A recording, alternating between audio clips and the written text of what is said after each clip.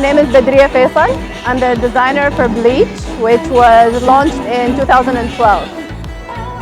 I actually started with a different brand that I designed anonymously to train myself because I didn't have an education in fashion.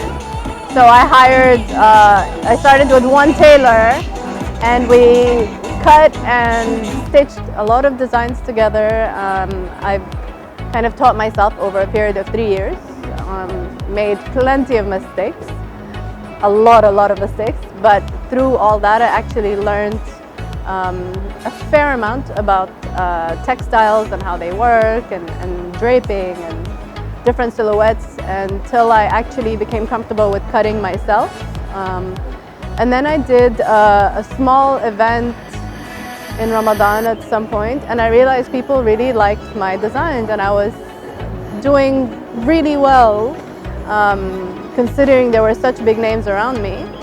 And that's when I realized people were ready for me and what I had to offer. So I started Bleach. So I launched something that was more in line with where I was now as a designer.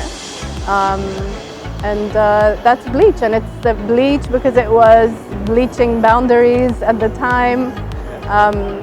Just kind of not redefining anything, but just the freedom to design as I wanted. I've actually started enjoying designing the fall-winter collections a lot more, specifically because of the puff abaya. The puff is the reversible puff abaya which I designed and launched in last year's fall and winter collection, and it was the best thing I've ever designed. It was my favorite thing. I feel like I can even stop now and I feel like I've done something good. It's very me, I love it. So this collection I was very excited to bring back the puff, but to do it in a way that matches my current aesthetic, which is, instead of a puff coat or a puff abaya, I made it a puff kimono. Since last season I had a kimono. And then I went with my coats, I did the oversized shoulders, like the one I'm wearing now, and the high neck, because I'm very 90s inspired, and this collection is very 90s for me.